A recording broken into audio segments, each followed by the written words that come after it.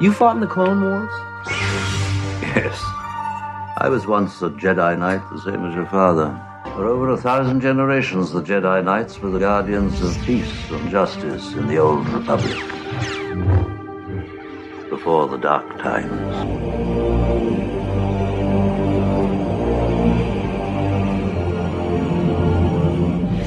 Protocol 66 must not be discovered by the Jedi. Yes, Lord Tyrannus. You must face the gravest of journeys to Moribond, the ancient homeworld of the Sith.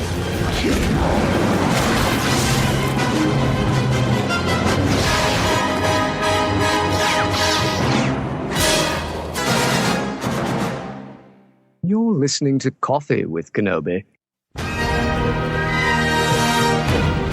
This is the podcast you're looking for. Ah, very good. Welcome to A Cup of the Clone Wars. Here are your hosts, Dan Cisa and Corey Clubb.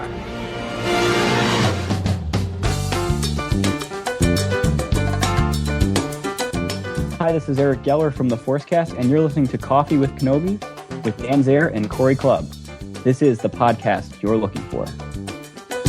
Welcome to A Cup of Clone Wars, where Coffee with Kenobi examines Star Wars The Clone Wars through a critical lens. On our inaugural show, we will be discussing the first 4 episodes of Season 6, the Order 66 arc.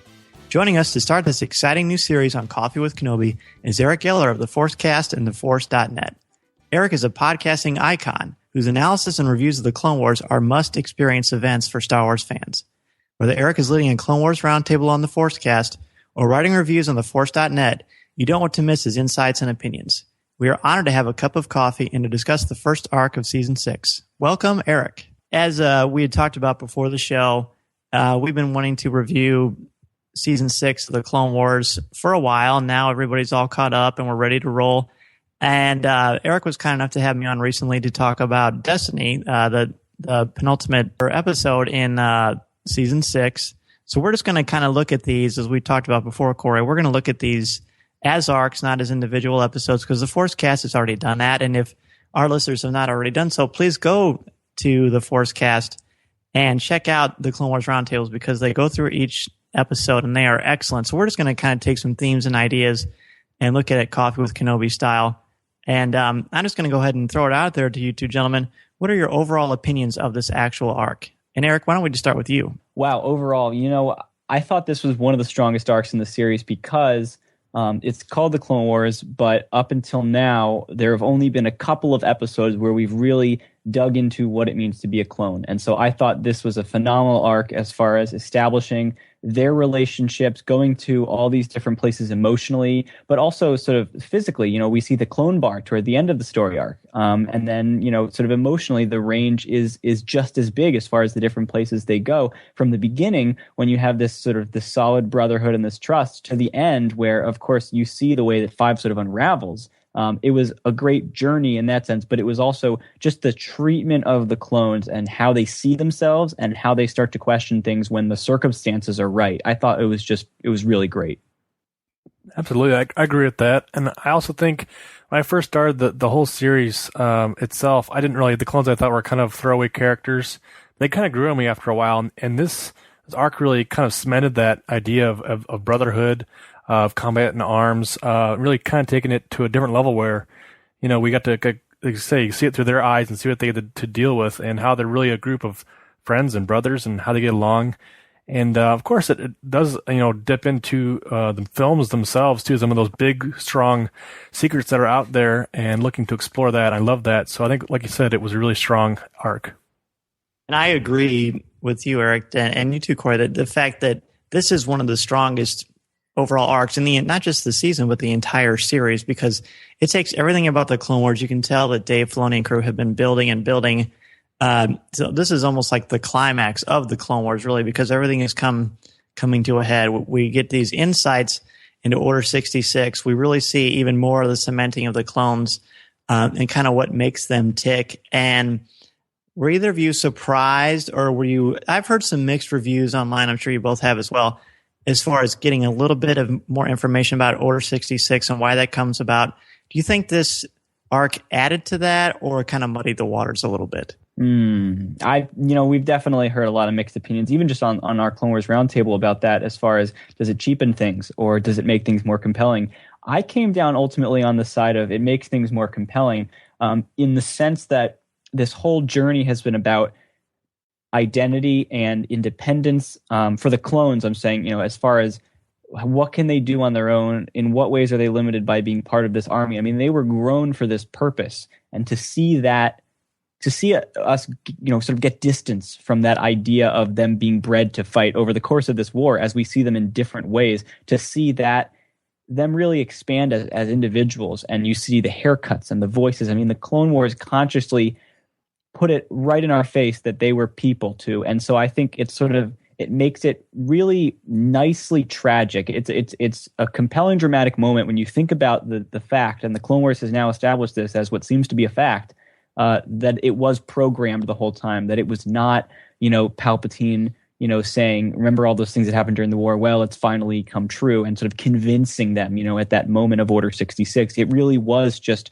a switch was thrown to make them, biochemically react. I think that makes it more tragic, and I think the purpose really of the latter part of the prequel trilogy to me is tragedy. It is to show the unwinding of things and the erosion of things. And one of the ways that the Clone Wars sort of plays on that here, to me anyway, is it erodes this sense of individuality. It brings us back to this stark reality that they are programmed.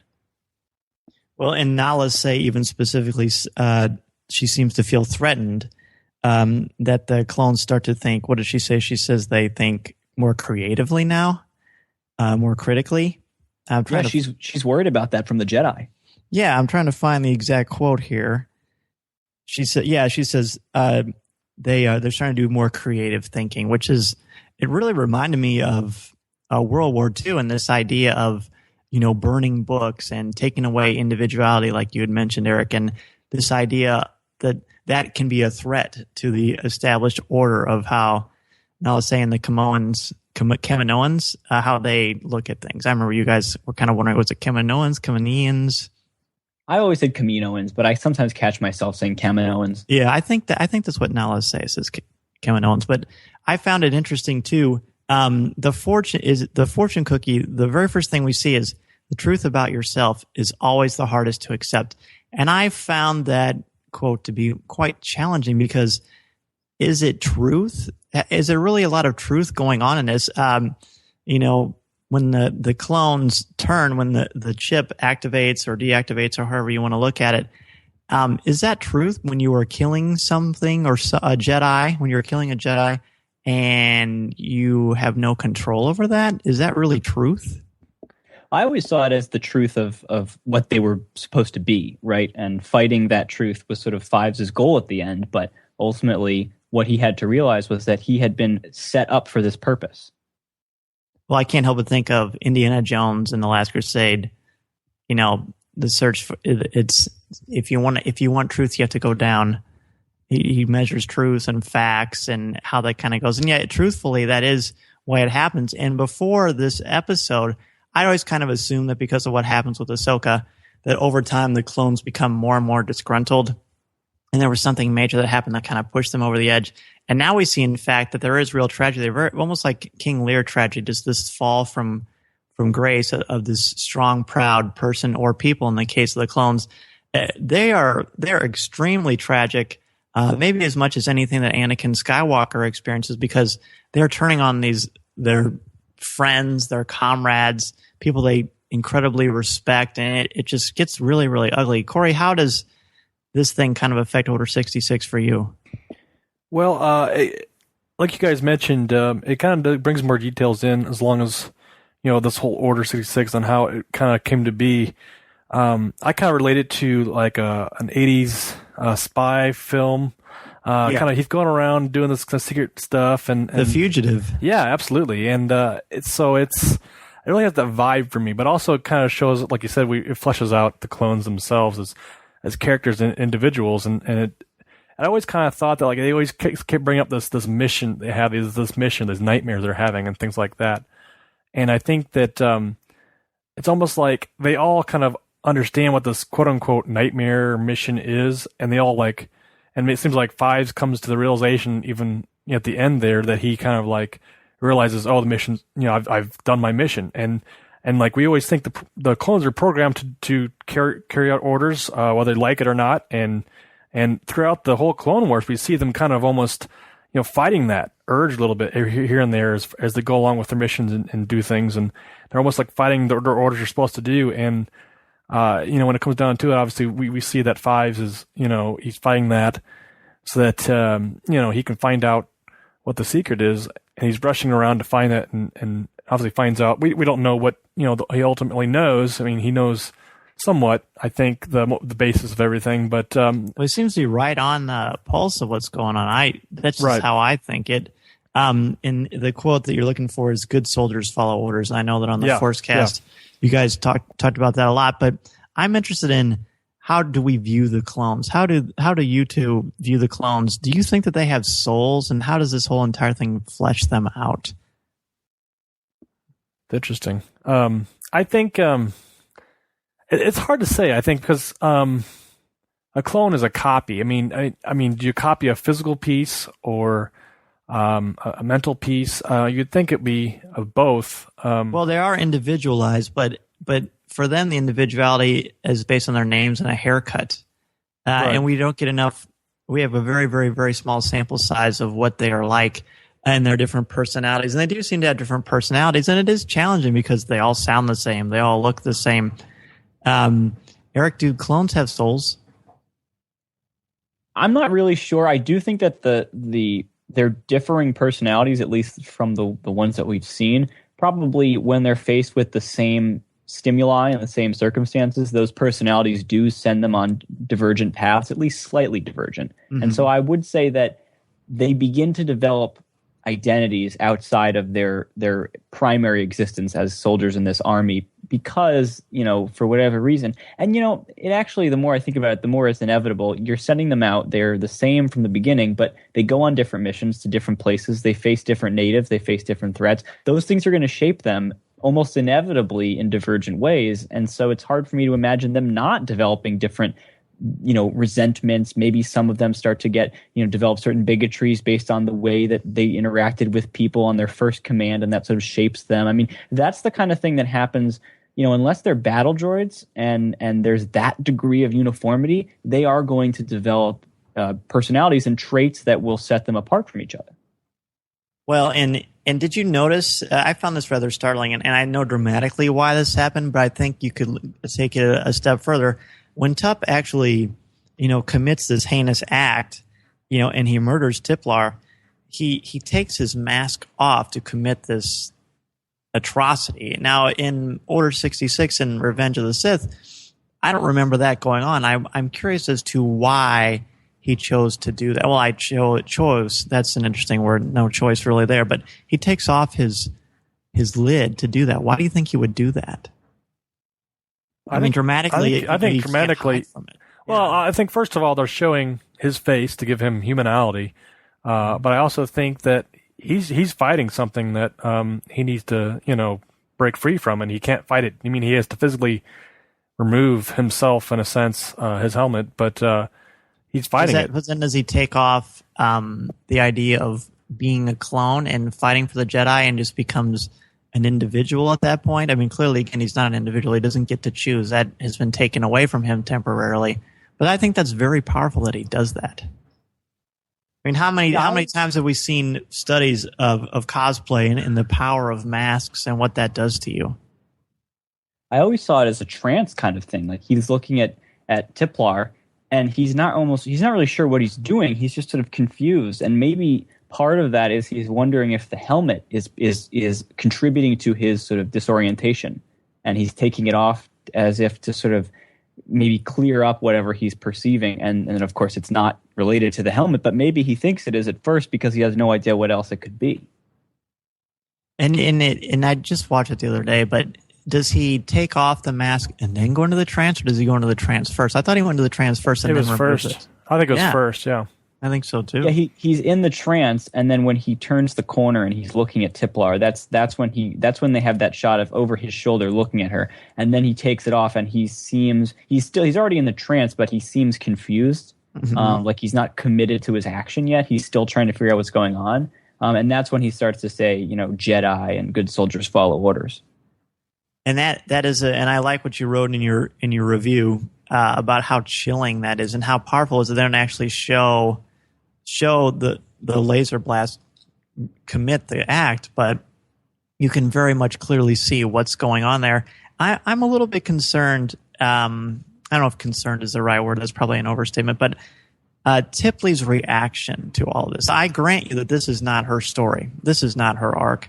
And at one point, she has some serious menace on her face, and she uses the Force to throw up across the room. But she seems extremely laid back for someone who just watched her presumably twin sister assassinated right in front of her. That really bothered me.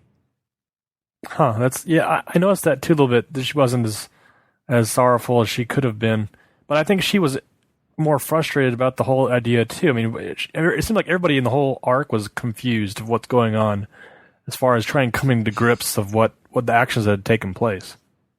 She just seemed very laid back a little too soon, and maybe it's just because that's the nature of the program and it's hard to get into that kind of thing. But Eric, did that rub you the wrong way at all? Thinking back on it was a bit surprising. I guess you could say that she was in shock. And, I can see that. She was trying to, this is one of those things where you said it really well. It's not her story. And I kind of wonder if maybe the camera were tilted slightly differently so it became her story, you would see her sort of in shock and using her experience and her training to contain herself. Mm-hmm. And so maybe we're not seeing anything because that's what she wants. But if it had been her story, maybe we would see it more internally as far as trying to sort of deal with it without losing her composure. That could be. And isn't it they say, we were designed to withstand any stress, and then she says, I agree, we've been through a lot together. I believe it was her that said that. She certainly, I think shock does work for me as far as that goes. I thought it was fascinating, real briefly, the zero gravity combat, which apparently we're going to see in Rebels as well, that brave yet futile attempt of that officer to get help. But it almost like what happens with him sort of encapsulates everything that happens to Fives throughout the entire 4 episodes, really, which I thought was beautifully done. I also liked how they gave us a couple of minutes for this one person who doesn't really command a big, influence on the story, but it was almost like they wanted to zoom in on one experience. Yes. And like you said, representative, and certainly in that sense it benefits the story. But aside from that, it has its own merit as a sort of, let's pause, let's push everything else aside, and let's just deal with this to give you a sense of the kind of threat that the Republic is dealing with. And then the entire scene where Anakin goes in and rescues with Rex and Fives to go in there, I thought that was an incredibly beautifully animated sequence. That's why he's the ARC Trooper. I know you talked about that in your review, Eric. It shows that pride in a positive way. I found it fascinating. We don't go very much into Anakin in these 4 episodes, but he's very powerful, very un-Jedi-like with that interrogation droid. And I thought it was fascinating that he cuts off his arm and then he cuts off his head like Dooku. It was almost like a little bit of foreshadowing. Oh, he's ruthless. Yeah. I mean, when he, one of the things I found really interesting to watch is compare him when nobody that he sort of personally knows is threatened, and when he's just on a mission, and then compare that to when somebody is either, becomes, is in danger, or something happens that puts somebody out of commission and that sets him off. I mean, you see these triggers for him, and the contrast of before and after somebody that he personally knows is threatened is a really interesting contrast to me. Oh, I agree. And I've always said that it's the Clone Wars series that fleshed out the characters of Anakin and the clones, and a lot of people from the prequel trilogy that made them more like flesh and blood, kind of gave a soul to them that the movies didn't always allow us to venture into, which I always found very much appreciative of Dave Filoni and company. So I want to look at the actual function of the inhibitor chip. When the Kaminoans, what do you think? The Kaminoans are accurate? Is Shaak Ti accurate? Or what truly do you think is going on? Because we don't quite know. Yeah, I mean, I've always seen it as the Kaminoans are telling the truth. It is to make them more compliant, but part of that, maybe a subroutine on that chip, is exactly what Palpatine wants. I mean, what he's going to use eventually anyway. I suppose so. I mean, 5 is pretty much seems to be right on the money with it. But I think the thing that I kind of struggle with Nala say, that idea that you put it in because otherwise you'll be too aggressive, like Jango Fett. I don't remember Jango Fett being incredibly aggressive. I remember being very cold and calculating and chuffed, but I also saw him being very tender with Boba Fett and very calm through a lot of the parts when he wasn't actually in combat himself. So I found that to be far from a truth. Yeah, I thought that the way that the Cameons played, it was kind of like they knew something but didn't know the whole deal. They were just kind of doing their job. But I mean, in the long run, it seems to open up a little bit towards their side. I always felt from the movies that they were kind of like this. Either they weren't taking sides, as far as separatists or Jedi or Republic. Sure. And I feel like they were kind of a nice little in between characters that were just trying to help out and just do business. Do their job and what they were supposed to do. And this really kind of made them look evil to me. Well, I never thought of them as. I always thought of them as sort of neutral. If we were going to do a neutral D&D thing here with their idea, and we see more that they're a little more in cahoots with what Darth Tyrannus, we'll do that for Chad, what Count Dooku has in mind. But do you buy that, Eric? That whole idea that it makes them less aggressive because of Jango Fett? No, and I think that's part of the. Clearly this is for the benefit of Shakti, is to give the Jedi who is on site a sense that this is necessary, that, you remember him and he was unpredictable. He was a shadowy character. Well, what other tendencies might he have had? Don't want those to get into the clones. So I agree. I don't think that was a realistic expectation from Jango that he would have that problem. I still do think that the chip was genuinely keeping them from being aggressive and headstrong. I mean, the Kaminoans, you can see they disdain that quality in the clones when they discover it. They root it out. True. So I think that was genuinely there. I don't think that they were actually concerned that it would come from Jango. I think it would just be one of those things where, look, we're putting them in situations where that tendency to go off on your own or to try something headstrong is very appealing. I mean, it's going to be pulling at them, and so we have to prevent that. But when we talk to the Jedi about it, we should try to bring up this character that they don't know too much about that might worry them, Jango Fett. Good point.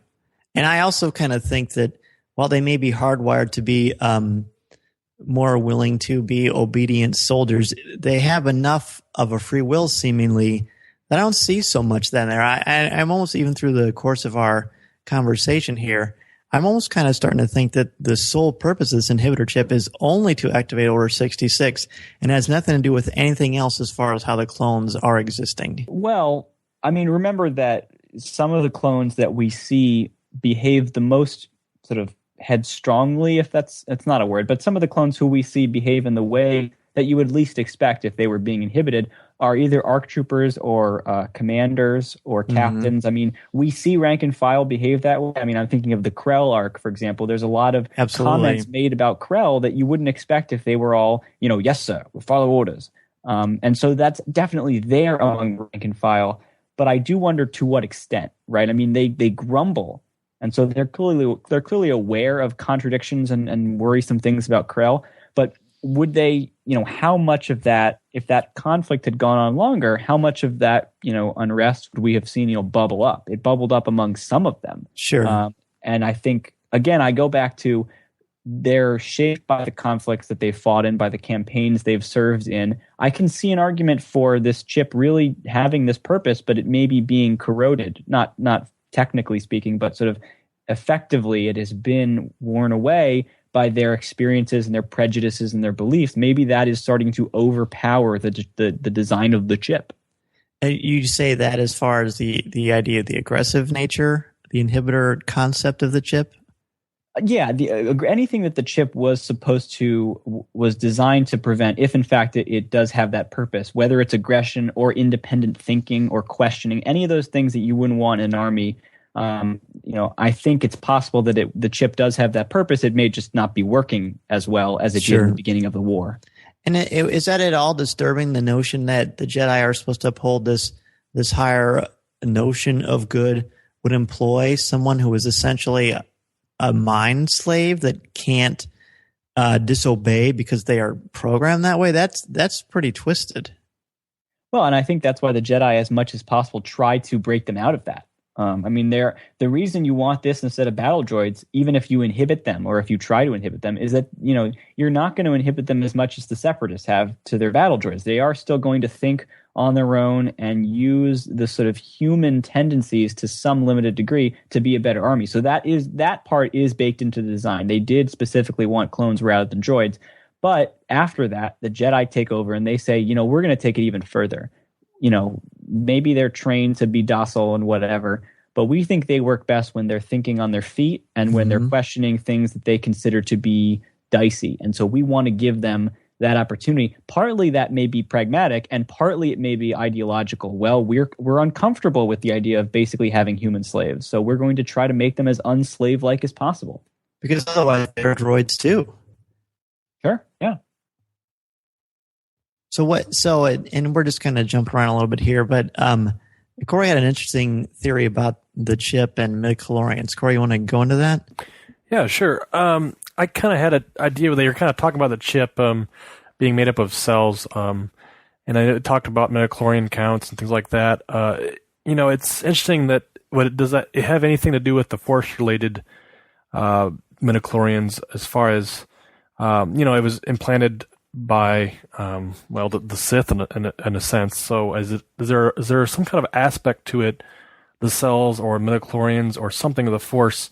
Are you saying that maybe they blind the Force and midichlorians because none of the Jedi, they seem to sense there's something weird going on, at least at this particular arc, but all the years that they're with the clones and nothing seems to pop up for them. I mean, the Force isn't really a spider sense.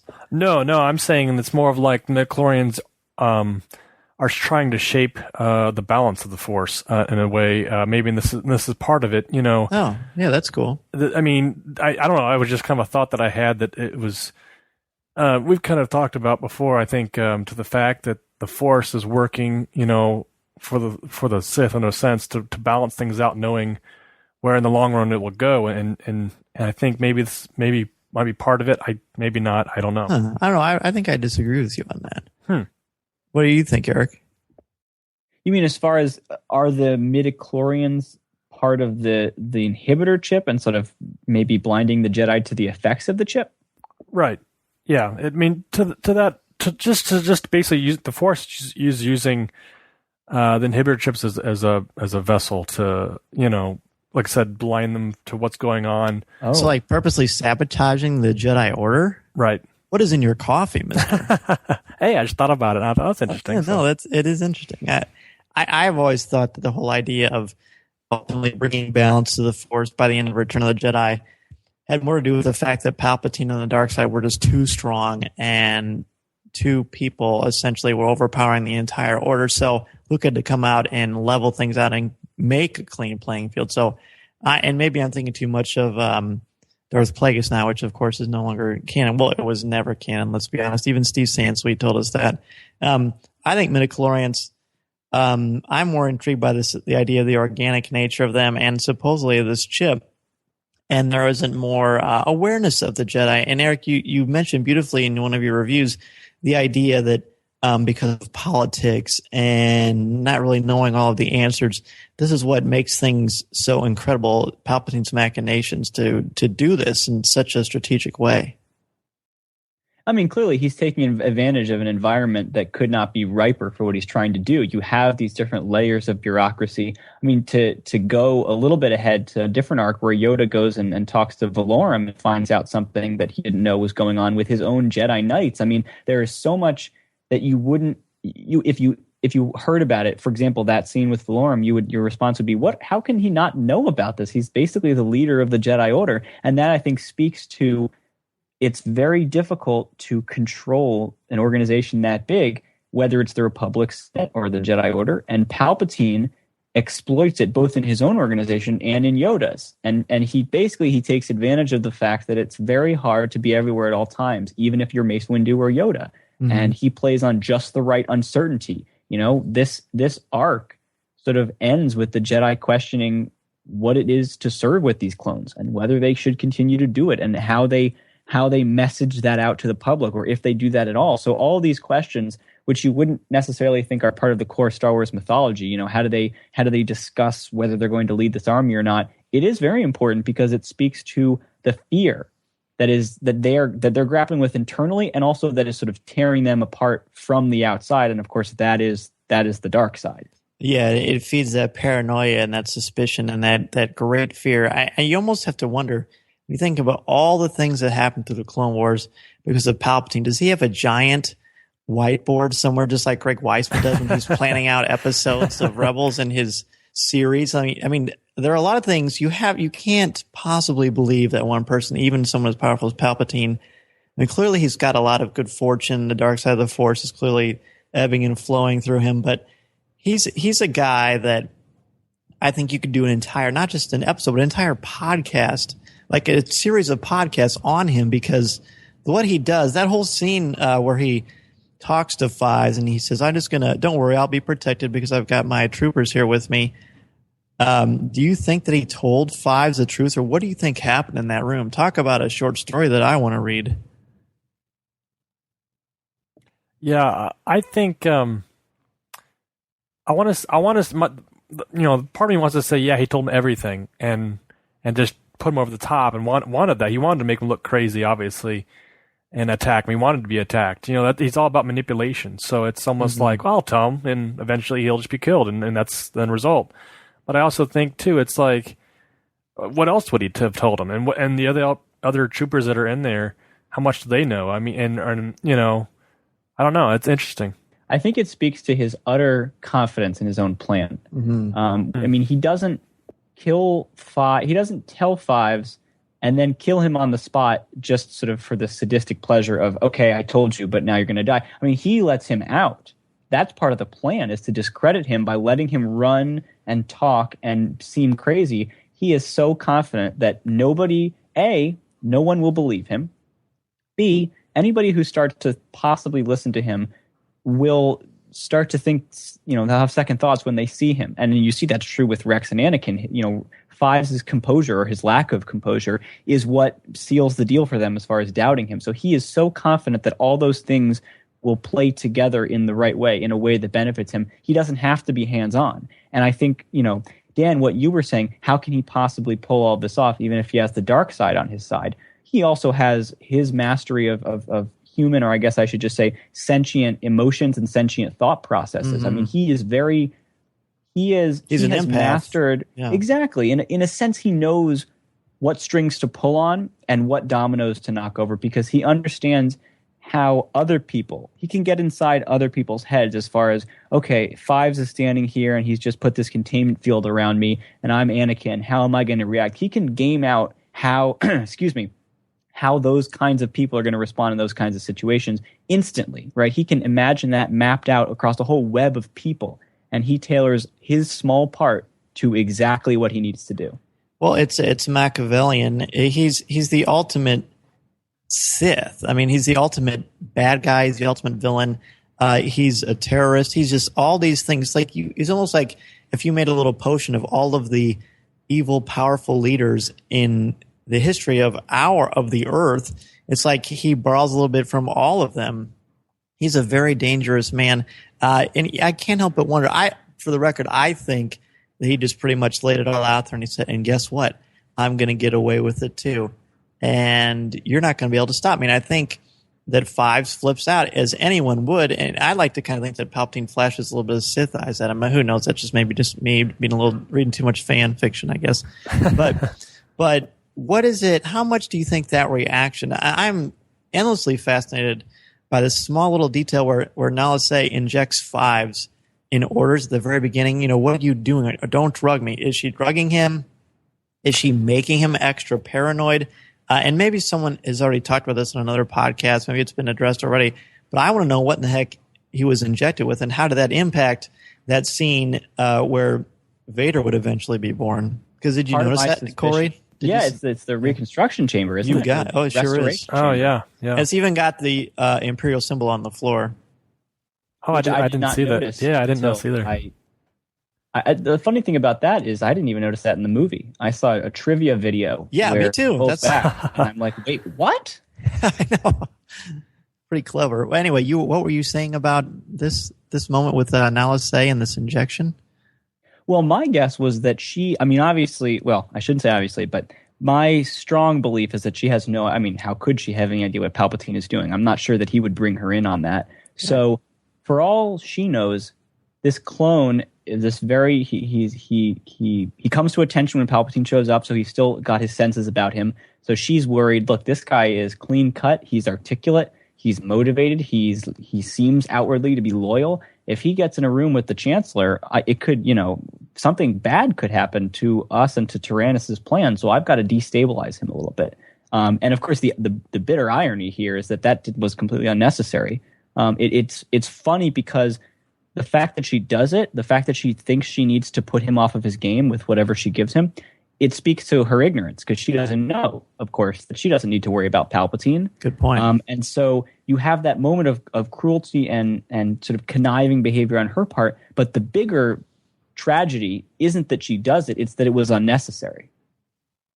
Very, very good. I really like how you phrased that because it's sort of challenging to try to figure out who is on whose side, who knows how much of what they know. I mean, clearly, this entire arc opened our eyes to how much Dooku knew about Palpatine's ultimate plan, which I found intriguing as well, and how much he knew, and because it isn't really clear in the prequel trilogy, and clearly that Palpatine has his ace in the hole with Anakin Skywalker, obviously, but it just raises a lot of questions, and I think, Eric, that makes sense to me, the fact that maybe it was just more like some sort of a sedative because she thought he was going to blab some more stuff and try to get people more onto his side, sort of to acquiesce to how he is doing what this inhibitor chip is doing. Let's talk about AZ3, a very charming. The Clone Wars, one of the things the Clone Wars has done so well, besides fleshing out Anakin and the clones, is taking droids. I know a lot of people really do not like that droid arc in Season 5. I'm going to say that I really found it fascinating for a lot of reasons, a lot of metaphysical reasons. But AZ3 is a fascinating character. What did he do for you guys as far as, did he enhance your love of this arc a little bit more? What did he do for you? I kind of thought he played the CP3O, kind of that role of like he's kind of the but less annoying than 3PO in the prequels, yeah. Let's be honest, yeah.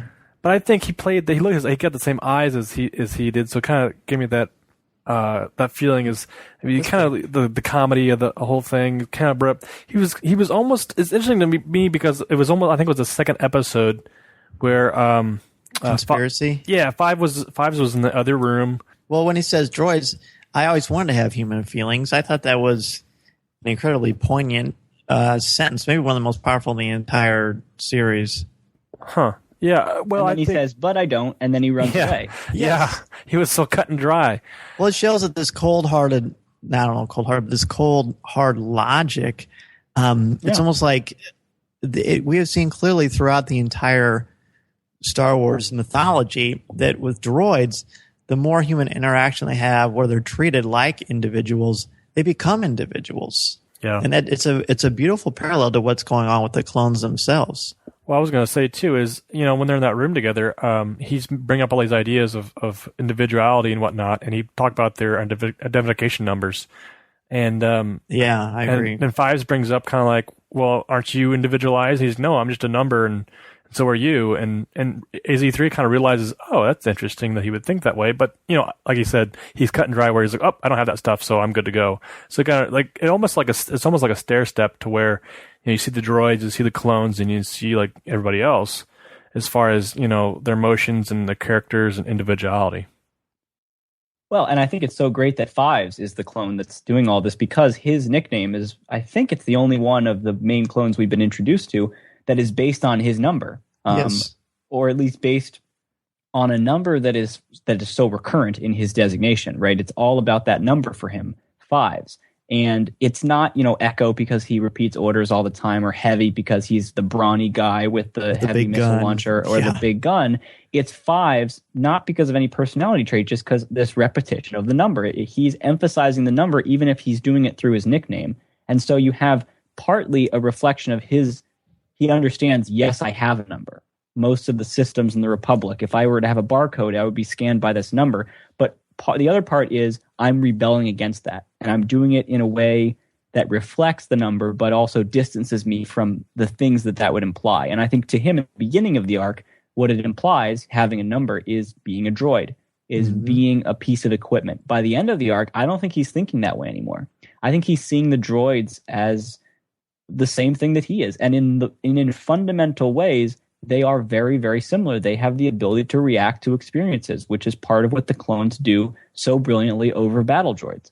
And the droids we are seeing on the Republic side, especially AZ3, they have that same ability. AZ3 violates his programming because he is so captivated by this journey that Fives is on. Fives has convinced him the way that a Jedi was probably convinced Fives back in the day. And there's just a great little thing going on here. We've got free thinking versus programming, which I found really awesome. How did you both interpret when Count Dooku says the chip was safeguarded against a trail from rogue Jedi? Sifo Dyas was the only Jedi who knew this. I don't understand why it would be a trail from rogue Jedi. I didn't quite get that. And of course, Dooku, another master of manipulation, how much can he even be trusted? I mean, I saw it as him saying the army serves the Republic, and so if a Jedi who is in command ever snaps, they need to be able to understand that they have the authority, in fact, the imperative to take him out, which is sort of funny because that is basically what Order 66 is convincing, or not convincing, but telling the clones that the Jedi have all snapped. So I thought that was Dooku. I don't know how much he knew and whether he thought he was telling the truth or whether he thought he was telling a lie, but he ended up basically saying something that was very accurate, that this is a safeguard for the Republic that the Jedi can't know about. And that's probably how he made his little transaction with the Kaminoans as well. But to me, that would be more of a trail towards Rogue Jedi, not a trail from Rogue Jedi. Oh, I see what you're saying. Yes. And maybe that's just a semantical argument. I don't know how to interpret that. Yeah, I found that to be... And I mean, I rewound it probably 5 or 6 times to make sure I had it accurate. And it sure what it sounded like to me. So you're saying it's from past results or our past experiences? Absolutely. From Rogue Jedi. So it's I mean, and he does say it's very rare. I mean, we've seen some examples of that throughout the series anyway. I thought it was interesting. AZ3, for all the other things he does besides adding a little bit of levity to this series, to this arc, and to showing the human side of the droid and bringing out more of Five's humanity, what he actually says is that the tumor is blocking neural impulses from communicating within the brain. So he's basically saying, look, this chip is in here because more than likely, what Tup did, he clearly did not want to do, but this, quote, tumor is what blocks these impulses from coming within the brain. To me, that just adds even more to my belief that all this chip does is execute Order 66. It has nothing to do with aggressive behavior. Because let's be honest, if you're a soldier, and Eric, you made some great comparisons earlier when we started talking about this, the more intense and the more combat you've seen, of course, the more likely you are to have an inclination towards stress or to be not necessarily overwhelmed, but to be overcome with particular emotions. Clearly, you have to have a cool head to survive in war, to survive in battle. But I think there's a lot of truth here. AZ3 really is sort of a voice to the audience to kind of explain what's going on in this beautiful and complicated scenario. No, I think you're right. I happen to think that the Kaminoans were worried about the Republic soldiers not being obedient enough, and so they put the chip in. But I think it's perfectly explainable if that chip doesn't keep them obedient, if it is purely Order 66. I mean, certainly we don't see much evidence that the chip ends up working. That's correct. There's just so many beautiful things that we don't really have time to go through in great detail, but all of the nods, to, close the blast doors and the hallway in Fugitive looks a lot like Cloud City, I thought, when Luke is going through to find Vader. And there's a lot of beautiful little poignant moments in that, which, again, I encourage everybody. And now Eric owes me $50 again because, the way you look at a lot of these things that happen in these 4 episodes are really worth people looking at. And I'm going to put a link in our show notes as well. because you really break down a lot of exciting things that happen in this arc. And would you say, Eric, that this is your favorite arc in season 6? If it's not my favorite, it's edged out by the final arc by just the smallest millimeter. I think there's so much here to love, particularly because this is a huge arc, and it's the bigness of it. The scope of it relates to the clones specifically, and to the war, and to the Jedi. It isn't the Force as much, which is the final arc. It is the clones, and given that this series is about the clones, I think having this be such a well done arc with this particular focus, it was a great use of time, a great use of 4 episodes.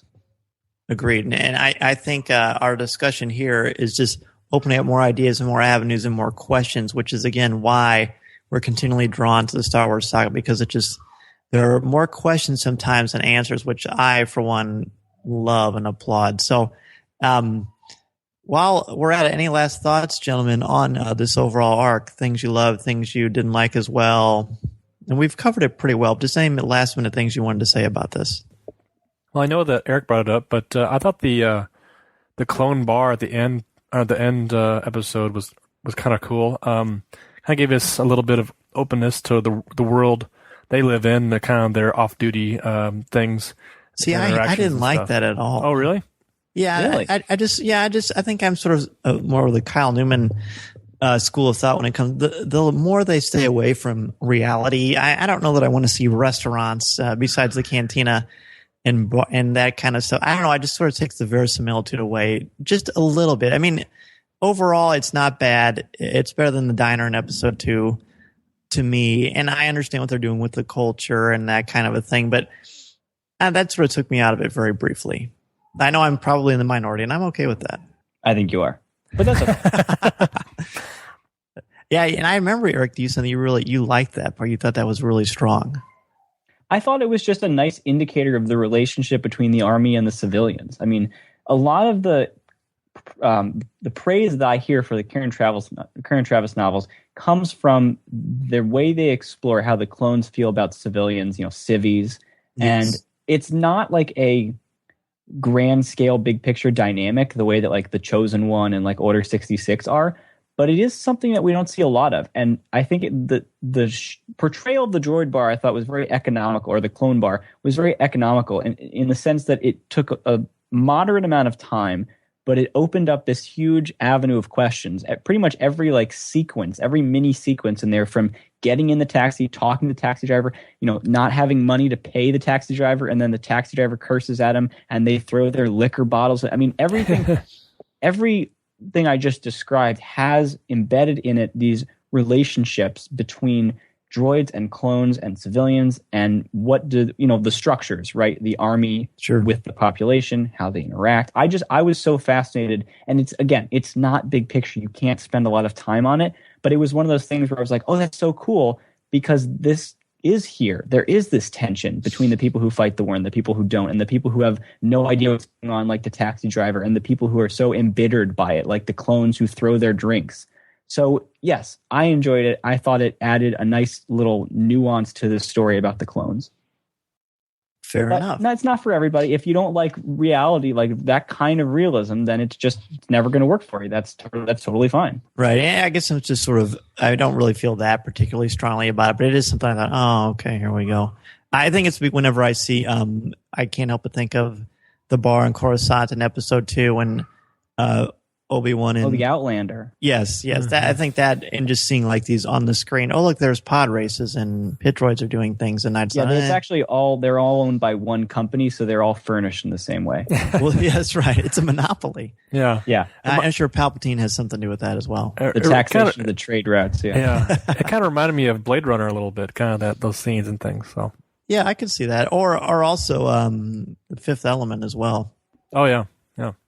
I can see that. Well, Eric, we can't possibly have you on Coffee with Kenobi without asking you our 5 questions that we ask all of our guests. It's great to hear the comparisons to how different people look at the saga. So I'm just going to jump into this. What is your favorite Star Wars movie?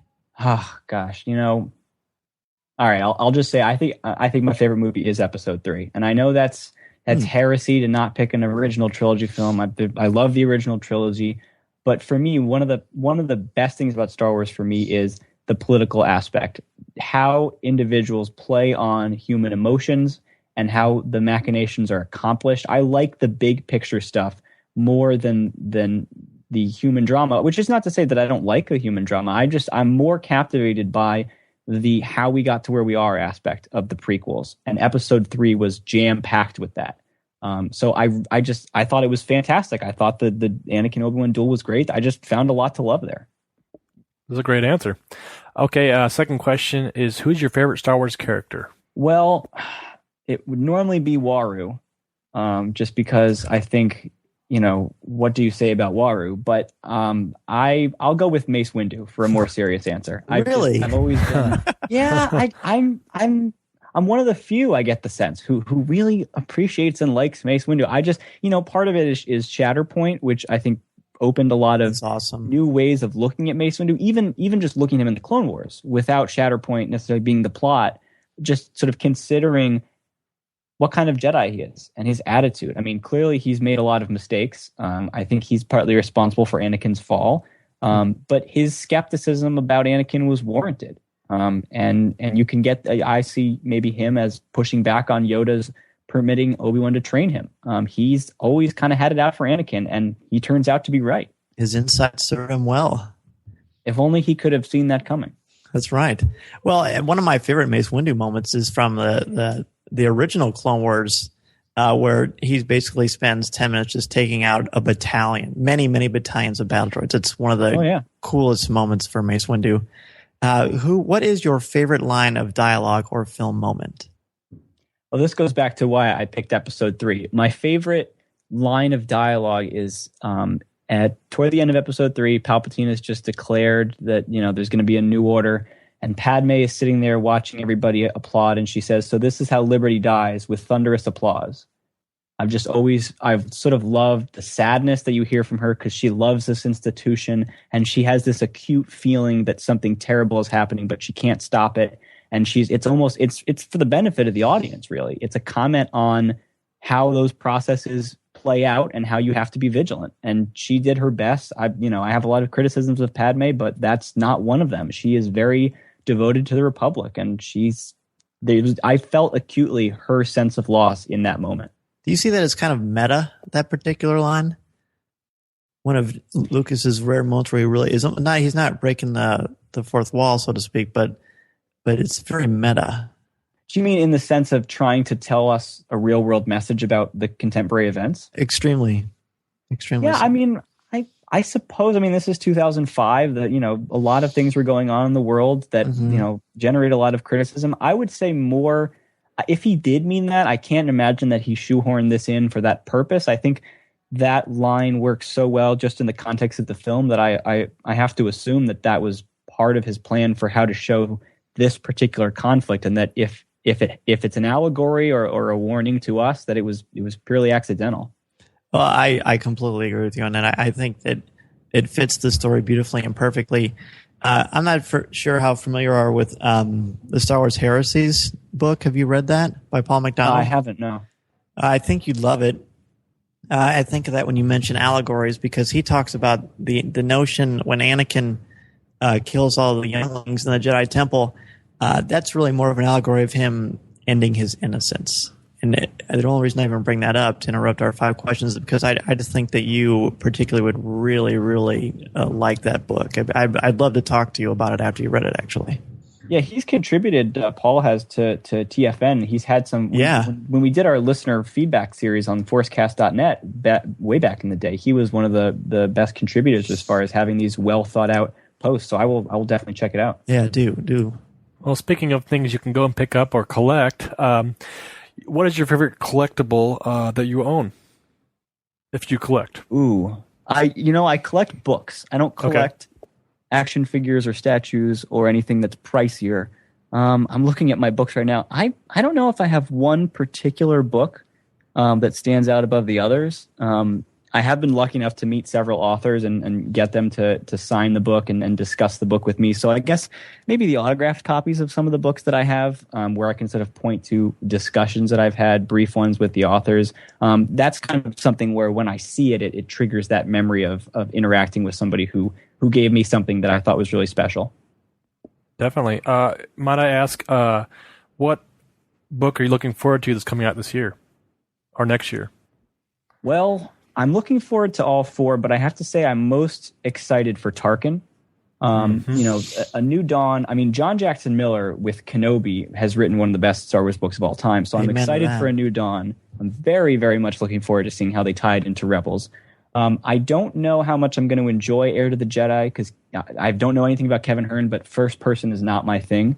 I've enjoyed Paul Kemp's books, so the Lords of the Sith should be interesting, but for me, again, it comes back to what I said about liking the political machinations, the bureaucratic wrangling, and how that can be made very exciting. I think Tarkin is probably going to be the one for me. Oh, you've got James Luceno. Yeah, exactly. Yeah, exactly. He's amazing. He's perfect. I agree. I'm at least excited about the buddy cop Darth Vader Emperor one. I'm at least excited about that, but we'll see. Maybe it'll be awesome.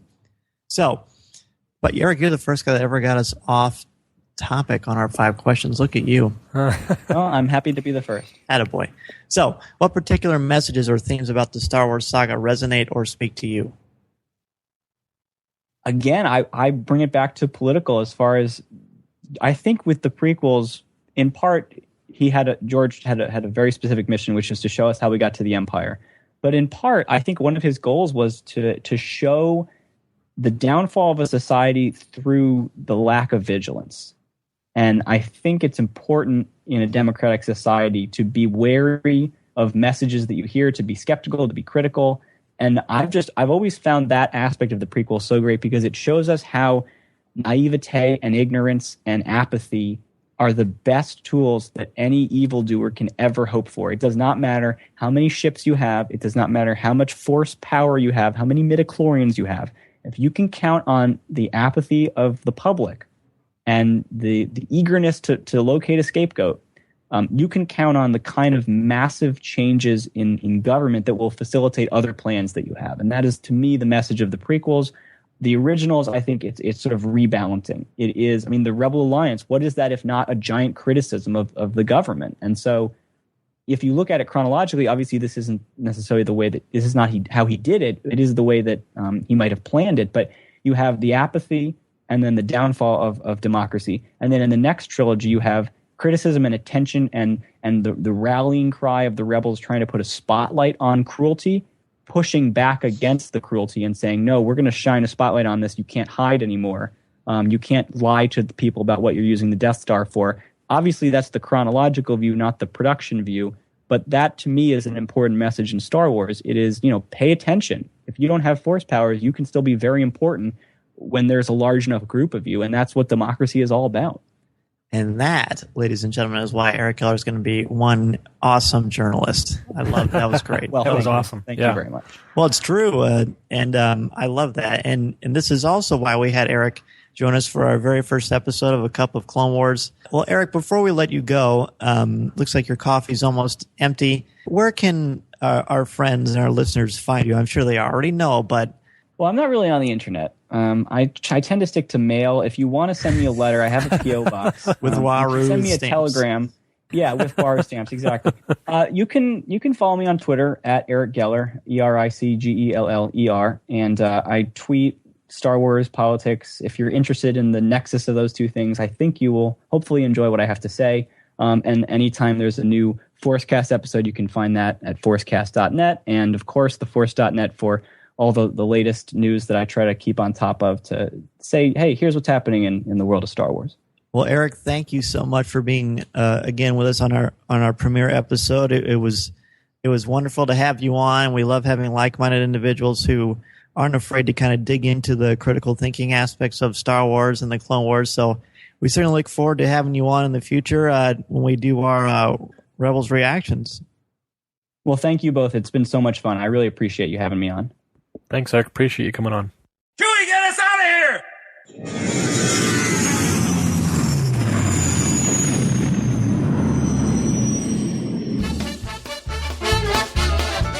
If you would like to respond to our question of the show, have a comment, or just want to say hello, send us an email or MP3 at feedback@coffeewithkenobi.com. Or if you have a specific question or comment for either of us individually, email us at danz@coffeewithkenobi.com or coryc@coffeewithkenobi.com, or visit us at coffeewithkenobi.com and click on the Contact Us section, or comment on one of the stories featured on the site. If you enjoy the show, please write a review in iTunes. You can also like the show on Facebook at facebook.com/coffeewithkenobi, as well as keep up to date on our Twitter feed at twitter.com/coffeewithkenobi. You can also find us on Tumblr at coffeewithkenobi.tumblr.com. If you enjoy the jazz music, download the album Eye to Eye by Steve Torok on iTunes. Give the evacuation code signal. This podcast is not endorsed by the Walt Disney Company or Lucasfilm Limited. It is intended for entertainment and informational purposes only. The official Star Wars website can be found at www.starwars.com. Star Wars, all names, sounds, and any other Star Wars-related items are registered trademarks and or copyrights of Disney and their respective trademark and copyright holders. All original content of this podcast is the intellectual property of Coffee with Kenobi unless otherwise indicated.